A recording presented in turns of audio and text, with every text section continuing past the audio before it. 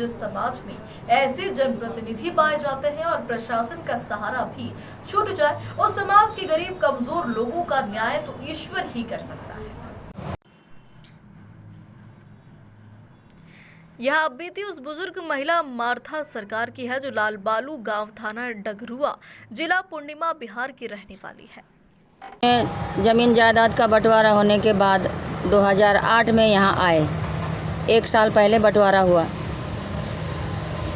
तो जब हमको परेशानी होने लग गया, यहाँ नोच खसोट तंग तबा बहुत तरह का परेशानी हुआ, तो हमने सबसे पहले चर्चा किया, गांव समाज में चर्चा किया। जिसने जैसा हमको बताया कि उनको बोलो, उनकी बात लोग मानेंगे, उनको बोलो, सभी से हमने बोला। सभी ने तरह तरह के बहाने बना के अपना पल्ला झाड़ लिया। फिर उसके बाद वर्तमान मुखिया चंपा देवी, उनसे हमने बोला। फिर हमारे पास्टर ने भी उनको बोला, तो हमारे पास्टर के पास उन्होंने जवाब दिया कि देखिए, हम लोग तो इनके बीच में ही रहते हैं, इनके खिलाफ़ कुछ बोलेंगे करेंगे तो ये लोग हमारे साथ भी ऐसा ही करेंगे। फिर पूर्व मुखिया स्वर्गीय जफर हुसैन, उनके पास बड़ी मुश्किल से उनका नंबर लिए, उनसे बोलने का कोशिश कर रहे। अच्छा, देखते हैं। उसके बाद लगातार बार बार उनको शिकायत हमारी तरफ से मिलने का, जब उनको लगा कि हाँ हमारी तरफ से कोई शिकायत है, हमारी बात सुनने से बचते, बहाना बनाते कि अभी हम वहाँ नहीं हैं, अभी हम बाहर हैं, कभी कहते हम 3 दिन से बाहर हैं। तो इस तरह से बार बार होने के बाद मेरे समझ में आ गया कि वो हमारी बात नहीं सुनना चाहते। और इसी बीच में जब मेरे खिलाफ़ कोई शिकायत लेके उनके पास जाता है तो वो कभी 100, 50, 150 लोगों को लेके बिना सूचना दिए मेरे घर आ जाते हैं और हम ही को डांट फटकार करते हैं। जबकि मेरे खिलाफ़ अगर शिकायत गया है तो उस जगह पे आप खड़े हैं, आप देख सकते हैं कि उसमें मेरी गलती नहीं है, फिर भी आप हम ही को बोल रहे हैं।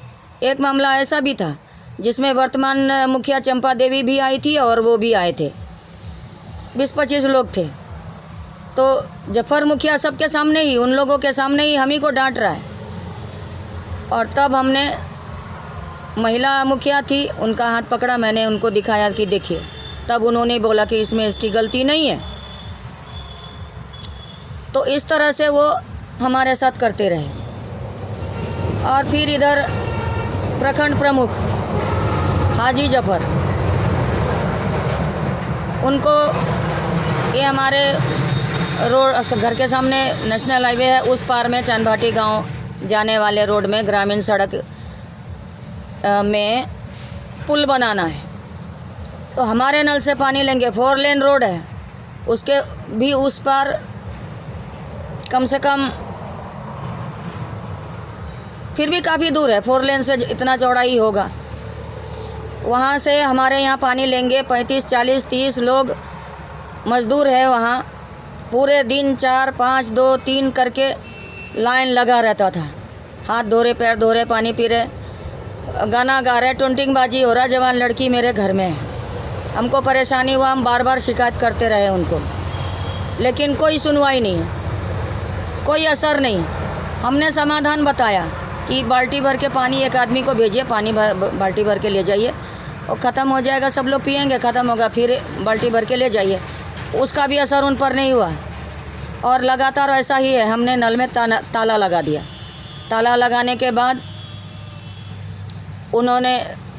उनको जब पानी नहीं मिला तो उन्होंने फ़ोन करके अपने बड़े लोगों को बुलाया। 4-5 लोग आए। जब हम घर में नहीं थे, लड़की अकेली घर में थी, उसके साथ झगड़ा कर लिया ताला खुलवाने के लिए। लड़की ने ताला खोलने से मना किया तो झगड़ा करके उसको 3 दिन में उखाड़ फेंकने का धमकी देके चले गए। जब हम घर आए, हमको पता चला, हम बोलने गए, तब तक वहाँ पर हाजी जफर पहुँचे हुए थे। हम जाके बोले हैं तो वहाँ जितने कम से कम 30-35 लोग थे, सब लोग मिलके हमारे साथ लड़ना शुरू कर दिए।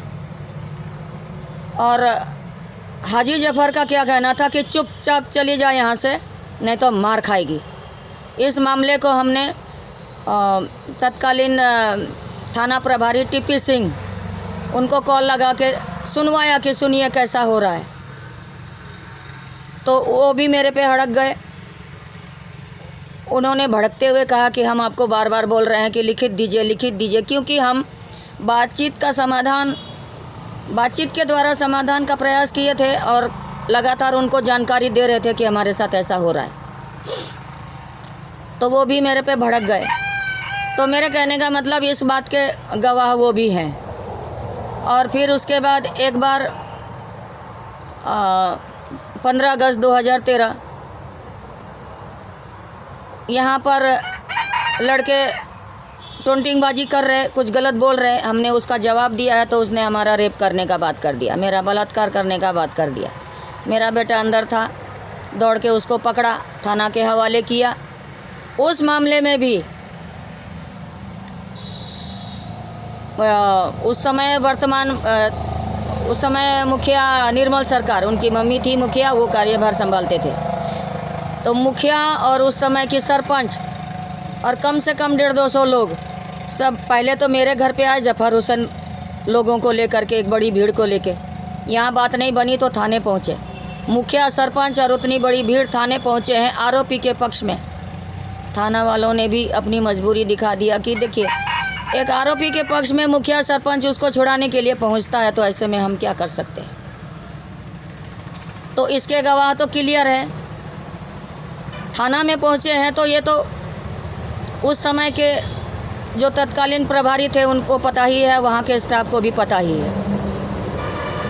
फिर उसके बाद अभी वर्तमान मुखिया कैंडिडेट है, चुनाव सामने है, और मेरे एक भाई के साथ साठगांठ करके कम से कम 60-70 साल पुराना पेड़, 3 पेड़ भाई के साथ मिल करके काट लिया, बेच लिया।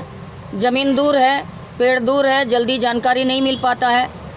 जब हम लोगों को पता चला तो बाकी सभी परिवार के सदस्यों ने उसका विरोध किया। तो वो मुखिया जो अभी वर्तमान मुखिया है, उनका ही काम है ये।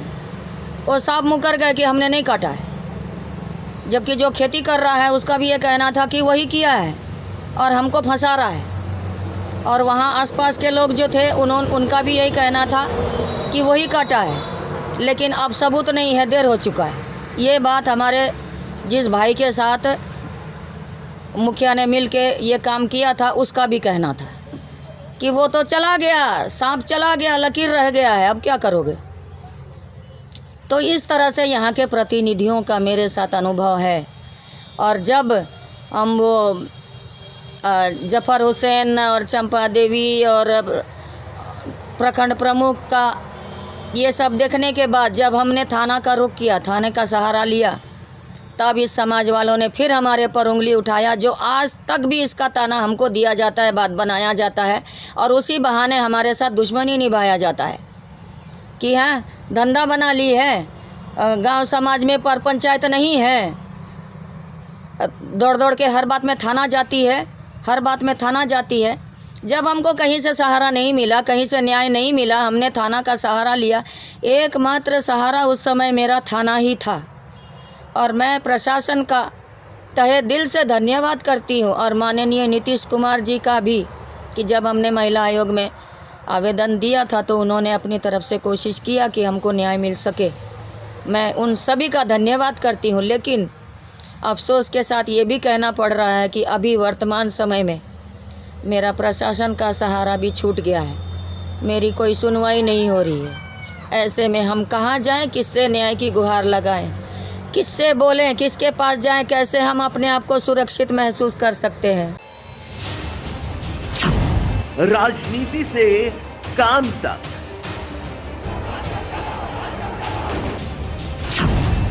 अपराध से अंजाम तक,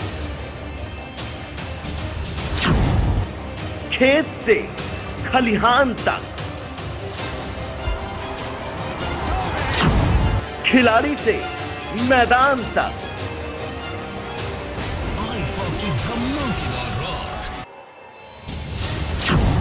सितारों से आसमान तक, अब हर खबर पर होगी हमारी नजर। पल पल बदलती देश और दुनिया की हर खबर पाइए सीधा अपने मोबाइल पर।